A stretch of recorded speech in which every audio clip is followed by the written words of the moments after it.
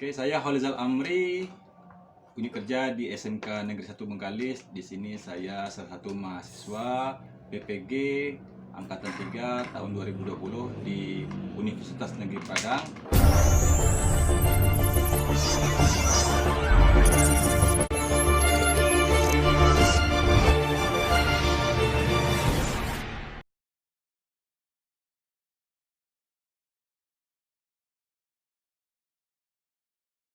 Oke, Assalamualaikum warahmatullahi wabarakatuh. Waalaikumsalam warahmatullahi wabarakatuh. Apa kabar anak bapak sekalian? Alhamdulillah baik. Alhamdulillah sangat baik.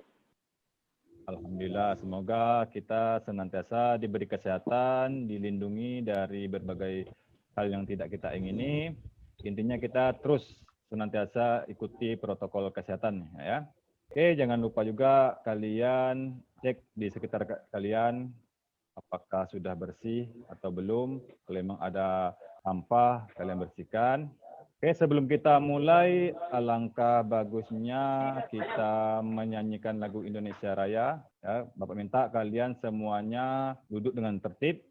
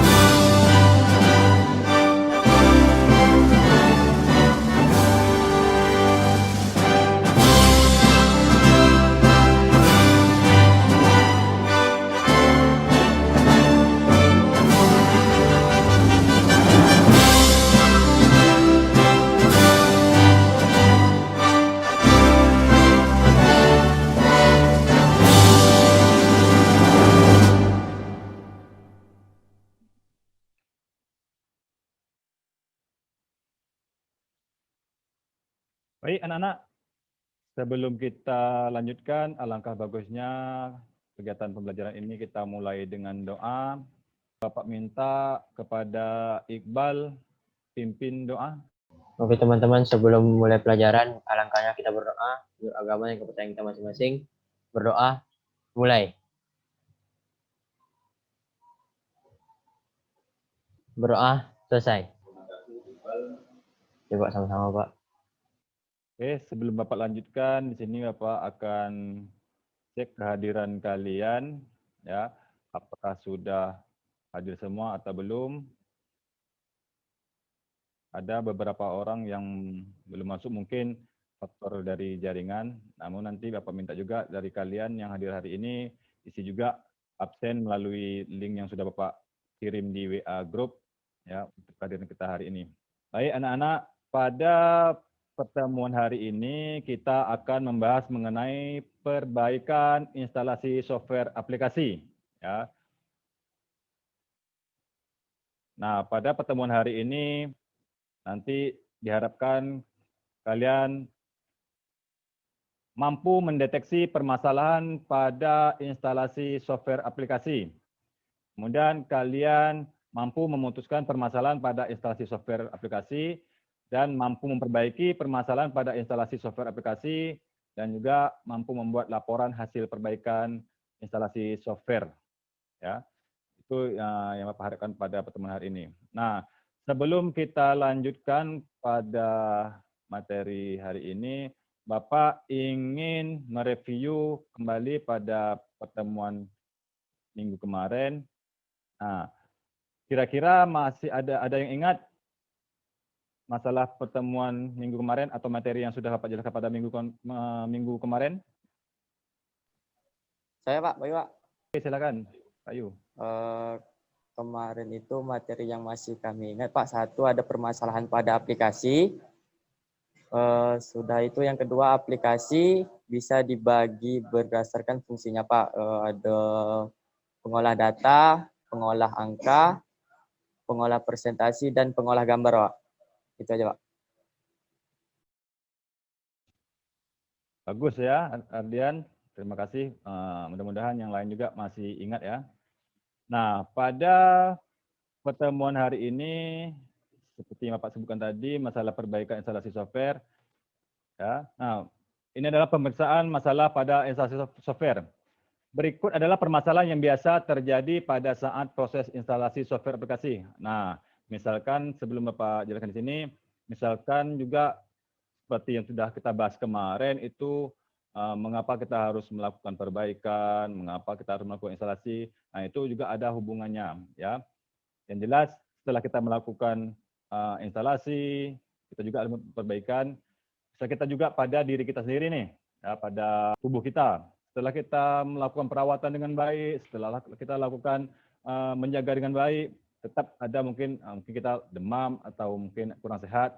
Nah, di situ kita harus melakukan tindakan-tindakan yang perlu kita lakukan tindakan. Oke, ya.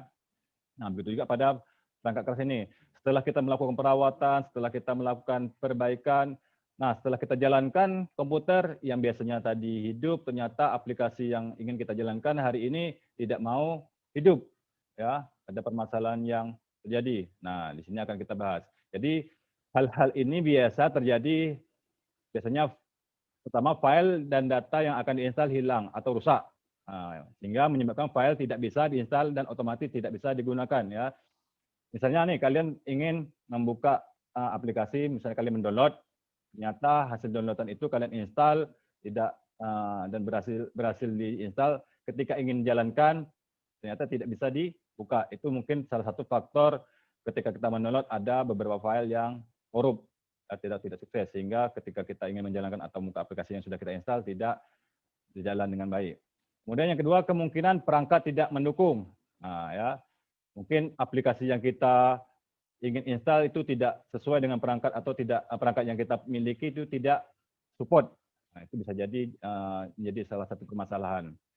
Selanjutnya, tidak tersedianya media penyimpanan yang sesuai. Nah, mungkin seperti komputer kalian atau mungkin laptop kalian, ternyata hard disk yang ada di dalamnya itu sudah penuh dan kalian paksa untuk menginstal sehingga hasil instalan itu tidak bisa maksimal karena sudah penuh ruangan. Contohnya pada kamar kita nih, kalian sudah isi penuh dengan baju atau mungkin semuanya kalian masukkan di kamar kita dan kita ingin masukkan sesuatu yang kita inginkan lagi ternyata sudah penuh dan kita paksakan, itu hasilnya tidak maksimal. Makanya partisi itu harus kita cek.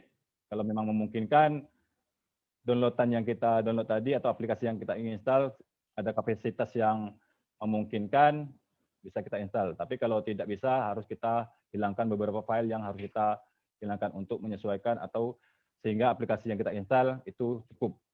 Oke, selanjutnya tidak sesuai dengan tahap instalasi yang benar. Nah, ketika kita ingin menginstalasi, otomatis kita ada tahap-tahap sampai instalasi itu sukses. Nah, mungkin kalian ada tahap-tahap yang belum kalian jalani dengan benar, sehingga akibatnya instalasi yang kalian aplikasi yang kalian install itu tidak bisa digunakan. Mungkin kalian ada yang harus kalian centang, tidak kalian centang, atau mungkin yang kalian harus diklik, tidak kalian klik, atau mungkin kalian abaikan sehingga mengakibatkan hasil instalasinya tidak sukses. Ya. Kemudian aplikasi sudah terlalu lama. Nah, ini juga bisa salah satu menjadi permasalahannya, ya. Karena aplikasi yang ada sudah terlalu lama atau kadaluarsa sehingga itu tidak bisa mendukung lagi, ya. Selanjutnya aplikasi juga tidak bisa dijalankan. Nah, kalau aplikasi tidak bisa dijalankan, kita sudah tahu berarti ada permasalahan hal-hal yang terjadi. Selanjutnya permasalahan pada instalasi software. Nah, kesalahan setting konfigurasi jaringan sering terjadi pada kartu jaringan yang menggunakan model ISA karena kita harus menentukan alamat port I/O-nya, nomor interrupt-nya, direct memory access request line, dan buffer memory address. Ya. Selanjutnya, kesalahan protokol yang digunakan. Nah, ini juga bisa mengakibatkan permasalahan yang sering terjadi. Apabila kita menggunakan protokol kartu jaringan model PCI, hal tersebut jarang terjadi apabila kita telah menginstal driver dengan benar. Ini tergantung kalian, kalau memang kalian menginstal driver sudah benar, itu jarang terjadi. Nah, kesalahan pengalamatan IP. Nah, setiap komputer dalam suatu jaringan merupakan identitas alamat yang unik, sehingga tidak diperbolehkan dalam alamat yang sama. Nah, ini juga bisa terjadi dalam instalasi ini, karena ketika kita mungkin membuat jaringan, ketika IP yang kita atur itu sama, itu juga bisa mempengaruhi, ya, sehingga tidak bisa jalan. Akibatnya nanti error. Kemudian kesalahan service network atau file and print sharing. Nah, ini misalnya tidak aktif, bisa dikarenakan file dan print sharingnya kita hubung sedang tidak aktif. Nah, ini kesalahan security. Kesalahan pemasukan password pada saat kita masuk dalam jaringan sehingga tidak dapat masuk dalam jaringan karena kesalahan pengamanan. Nah, ini juga penting. Ketika kalian memasukkan password, itu boleh yang susah diambil sama orang lain, tapi kita juga bisa mudah mengingatnya, gitu ya. Jangan beranggapan password kita berikan, tetapi kita sendiri lupa dengan password yang kita berikan, gitu. Oke, selanjutnya kerusakan file program sehingga perlu diupdate. Nah, ini. Jadi bisa terjadi file-file yang ada yang kita download tadi, seperti yang Pak jelaskan tadi, ada permasalahan atau kerusakan sehingga kita perlu mengupdate. Nah, selanjutnya identifikasi permasalahan jaringan. Nah, jadi bagaimana cara kita mengidentifikasi permasalahan jaringan ini? Pertama, munculnya permasalahan pada jaringan bisa disebabkan oleh beberapa faktor. Pertama, tegangan listrik yang naik turun. Nah, ini kalau masalah listrik ini kita juga harus antisipasi sehingga tidak mengakibatkan fatal, karena daya yang diberikan oleh listrik itu apabila naik turun dan tidak stabil itu bisa mengakibatkan kerusakan pada komputer kita. Ya. Kemudian alat atau komponen jaringan itu sendiri yang dikarenakan oleh tidak berfungsinya atau mati. Yang kedua, memilih masalah berdasarkan kelompok, nama hardware dan software. Yang ketiga, mengisolasi permasalahan. Nah, pengisolasi secara hardware tahap-tahap melakukan perawatan aktif. Pertama, kalian bisa mengisolasi NIC, mengisolasi masalah kabel dan konektor, ya, apakah kabel dan konektor itu sudah benar atau belum. Kemudian mengisolasi masalah switch atau hub, ya, kalau kalian memang untuk membuat jaringan, kalian juga bisa cek switch atau hub itu apakah sudah terhubung dengan baik, atau cek lampu indikatornya apakah sudah menyala atau belum. Itu satu yang bisa kita lakukan.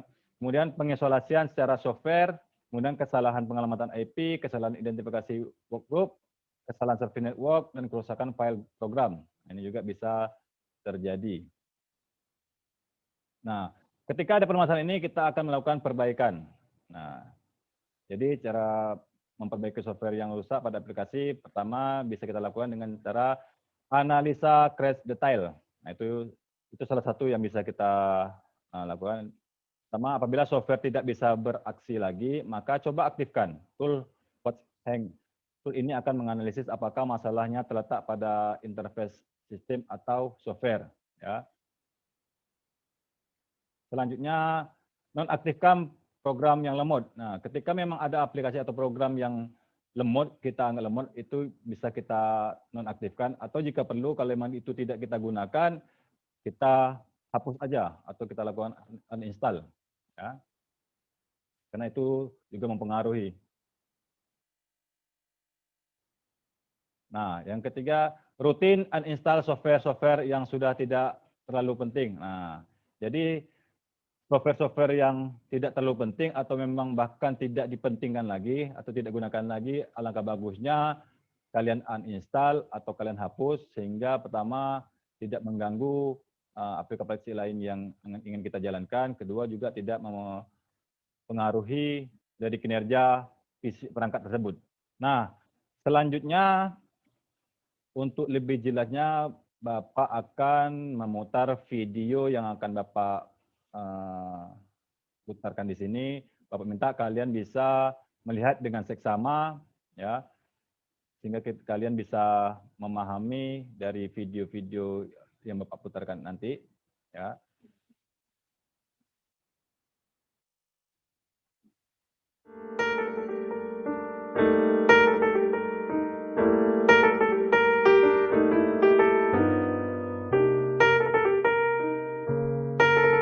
Hai, kali ini kita akan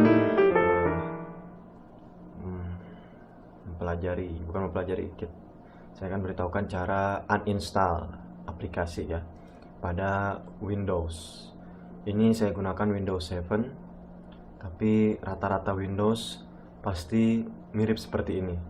Ini buat para pengguna Windows yang belum tahu cara uninstall ya atau menghapus aplikasi, karena kalau kita hanya menghapus icon desktop ini artinya kita belum menghapus program tersebut pada komputer, dia masih ada. Jadi kali ini bagi para pemula, tapi ini biasanya udah pada tahu ya untuk menguninstall. Saya cuma untuk para pengguna komputer yang baru, buat adik-adik kita ya. Jadi cara menguninstall komputer, kita cukup ke logo start di sini ya, start menu, klik, kemudian ada control panel. Dengar enak ya, suara enak ya. Akan muncul seperti ini ya, rata-rata Windows seperti ini, hanya mungkin tampilan atau tulisannya ada yang berbeda antara Windows 2007, Windows 7, Windows Server atau Windows apapun, misalkan Windows 2000 berapa atau Windows 10 ya yang terbaru, mungkin hanya penempatannya agak berbeda atau tampilannya, tapi namanya masih produk Windows Microsoft, jadi tidak terlalu beda jauh ya. Kemudian di sini kita bisa klik programs atau uninstall a program. Karena kita mau uninstall, jadi kita langsung aja uninstall programs. Sebetulnya nggak jadi masalah, misalkan kita klik programs, maka dia akan muncul lagi beberapa pilihan. Setelah itu kita baru mau klik ini atau langsung uninstall. Jadi kita kalau kita mengklik uninstall programs, maka kita melewati beberapa pilihan yang tidak dibutuhkan ya, karena kita mau menguninstall. Jadi kita langsung aja klik ini misalnya. Maka di sini akan muncul programs dan features ya. Di sini adalah keseluruhan program yang terinstall di desktop ya, di Windows kalian. Inilah di sini muncul semua. Misalnya kita mau uninstall apa nih. Nah, kemudian kalian pilih aplikasi atau program ya, yang mana yang akan di uninstall. Misalnya saya di sini coba apa ya. Ini nih, ada Camtasia ya. Ada Camtasia Studio 8. Ini buat recording. Misalnya saya mau uninstall ini, kalian cukup klik kanan uninstall. Oke. Atau bisa double klik, akan dia langsung seperti ini, preferring to remove. Dia akan langsung menghapus. Sama aja kayak barusan kita klik kanan, kita pilih uninstall. Cara cepatnya yaitu kita langsung double klik gitu ya. Jadi setiap caranya itu pasti ada, biasanya jarang cuma satu cara. Jadi biasanya ada cara ini, kemudian ada cara lain lagi.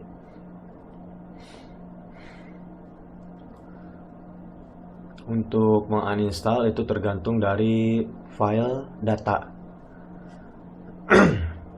File data yang ada pada aplikasi tersebut. Misalnya saya di sini contohnya Camtasia ini, saya udah menggunakan Camtasia ini udah lumayan lama, dan menginstal aplikasi ini kita udah pilih permanen. Tapi ketika kita buka foldernya, nah ini seperti ini, dia udah hilang ya. Ini udah selesai, kita close aja. Karena tadi saya bilang permanen, maka di sini dia sampai icon di desktopnya pun nggak ada shortcutnya. Sekarang kita cek di dokumen. Nah ini masih ada seperti ini. Ini yang perlu kita hapus sendiri secara manual. Atau biasanya setelah kita merestart, atau nanti nih kalian besok atau secara tidak sengaja kan lupa, kalian pasti shutdown kan. Setelah shutdown kalian besoknya login, nggak sadar ini udah nggak ada gitu. Jadi ini tergantung dari kapasitas komputer dan kecanggihan aplikasinya juga. Apalagi aplikasi yang udah bertahan lama di sini biasanya kita harus secara manual aja hapus ya. Karena di sini saya bikin di sini masih ada, dan entah nih kalau misalkan udah di restart dia bakal hilang atau enggak. Tapi yang jelas kalau di restart nanti ini saya kan lagi merekam ya. Kalau rekamannya ntar kepotong, jadi di sini saya akan hapus aja manual. Seperti itu, kalian tinggal hapus. Maka si Camtasia ini udah tidak ada. Kita cek lagi di program filenya. Camtasia ini punya TouchSmith, maka dia di folder TouchSmith, tapi tidak ada di sini TouchSmith ya. Atau misalnya di sini udah tidak ada folder TouchSmith. Jadi artinya hanya hasil yang di sini saja yang tersisa tadi ya. Cukup sekian, semoga bermanfaat.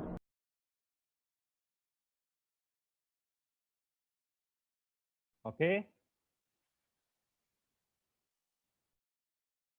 Kalian sudah perhatikan ya video yang Bapak putar tadi. Ya, jadi Bapak harap kalian bisa memahami dari video yang Bapak putar tadi. Jadi Bapak minta nanti di antara kalian bisa mempraktekkan ya. Jadi Bapak minta dari kalian bisa mempraktekkan. Oke. Sebelum Bapak mulai ya, mungkin si Barikal bisa lebih serius. Tapi Barikal, oke. Terima kasih. Oke, sebelum Bapak minta kalian praktekkan di antara kalian, Bapak ini ada kuis nih, ya. Kalian cukup menunjukkan pakai tangan, tidak perlu menyebutkan, ya. Misalnya kalau Bapak bilang besar, kalian cukup menunjukkan jari kelingking, ya. Bapak mau ngetes konsentrasi kalian. Kalau kalian Bapak menyebut kecil, kalian cuman menunjukkan jempol, ya.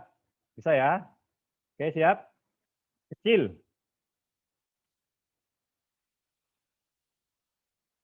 Cuma Melani sama Intan ya, Melani. Yang lain belum konsentrasi. Atau mungkin jaringan ya. Oke, ulangi lagi. Kecil. Iya, Melani salah, kecil. Tadi apa kesepakatan kita? Kalau kecil, kalian harus menunjukkan jempol, ya. Kalau bilang besar, kalian harus menunjukkan jari kelingking. Oke ya, siap ya? Oke. Besar.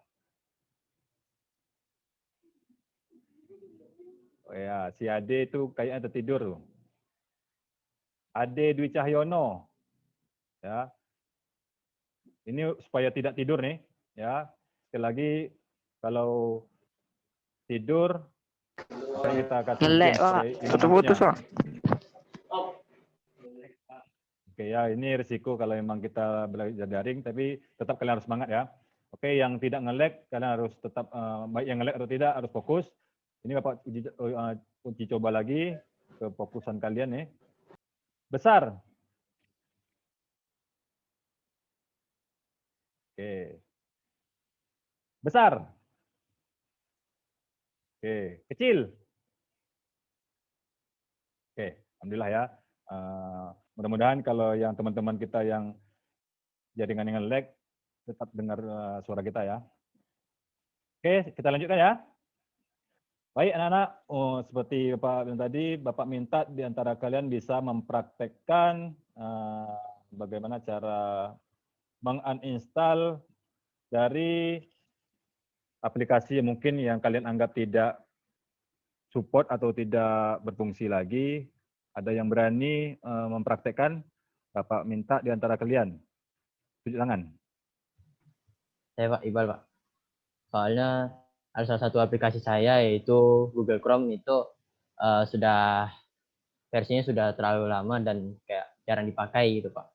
Ini kayak saya akan tunjukkan bagaimana cara menginstal dan kayak mengupdate Chrome versi baru. Oke Iqbal, Pak alihkan apanya ya. Bentar ya. Oke Iqbal, coba sudah Bapak izinkan. Oke, Pak.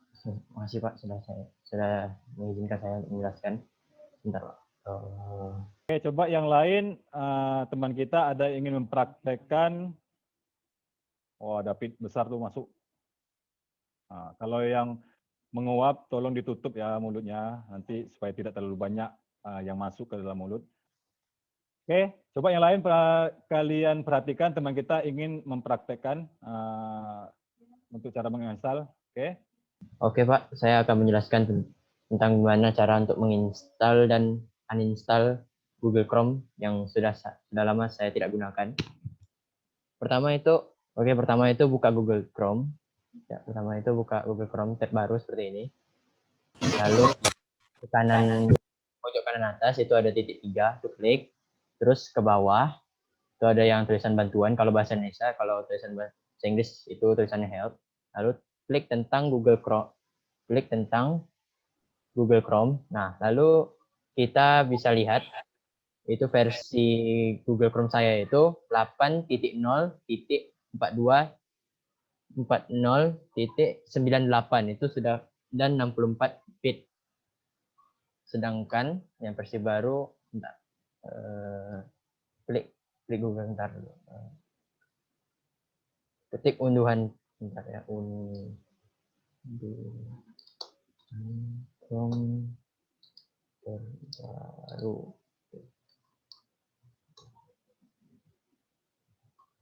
Oh ini, ini. Oke ya, yang versi terbaru itu 87.0.42.80.66. Itu untuk versi terbarunya. Sedangkan punya saya sudah jauh tertinggal sepertinya. Lalu download versi terbaru tersebut, yang versi 87.0, yang versi Chrome baru.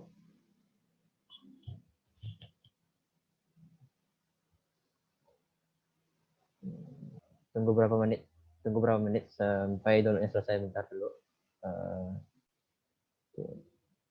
Downloadnya sudah selesai. Tampilan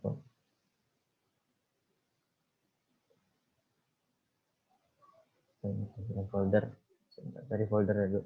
Cari filenya dulu. Oke.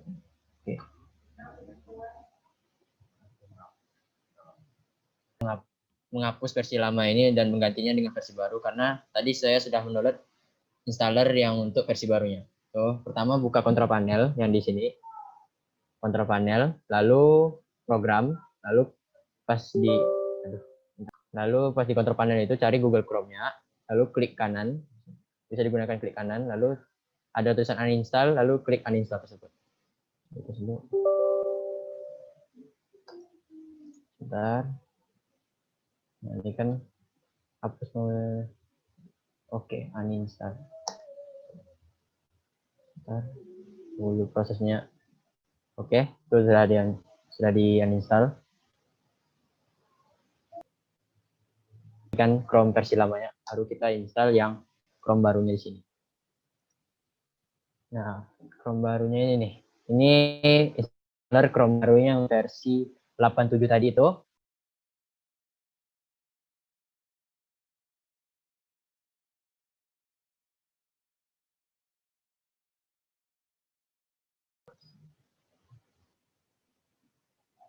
Oke, bentar lagi.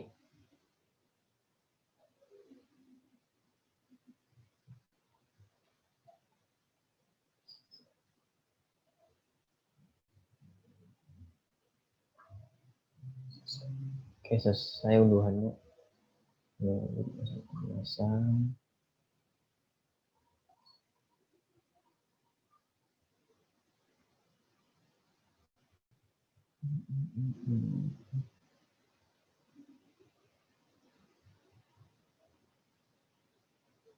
Oke, tuh sudah itu selesai installernya, lalu kita buka.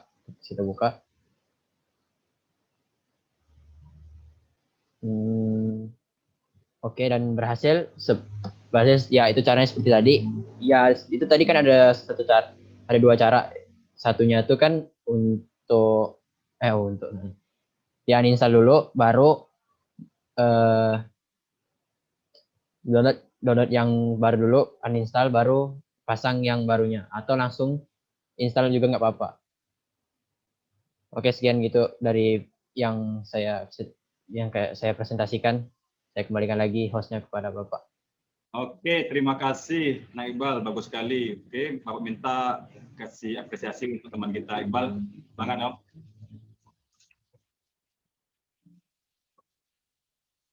Oke, sekarang Bapak minta untuk kita lebih memahami lagi, Bapak minta kalian kerjakan tugas LKPD ya, yang sudah Bapak share di grup WA linknya dan di Google Drive juga ada. Nanti kerjakan, boleh berdiskusi berkelompok atau individu.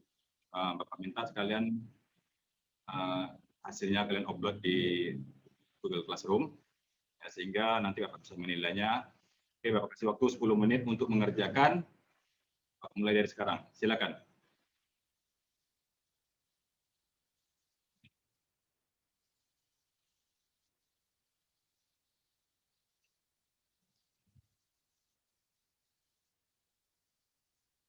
Oke anak-anak, karena waktunya sudah habis, Bapak minta dari kalian bisa membacakan hasil diskusi kalian atau kerja kalian di LKPD. Mungkin dari kalian bisa membacakan di sini. Saya Pak Nofri. Oke, dari hasil diskusi kelompok kami bahwa dalam melakukan perbaikan instalasi software ini ada cara yang harus kita lakukan. Misalnya jika memang aplikasi itu sudah lama dan tidak pernah update, sebaiknya kita update. Selain itu, jika aplikasi tidak bisa dijalankan, maka kita juga bisa menguninstall dan kita install lagi. Sudah Pak. Oke, bagus sekali Nofri. Ya, yang jelas Bapak memberikan apresiasi untuk kalian semua. Kalian sudah memahami dan nanti tugas ini jangan lupa kalian upload di Google Classroom. Ya.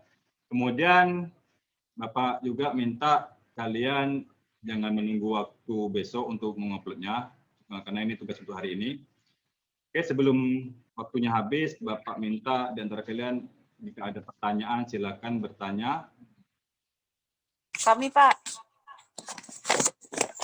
Pertanyaannya ialah mengapa terkadang hasil ketikan saya ketika dibuka di komputer lain di tampilannya kotak-kotak, Pak?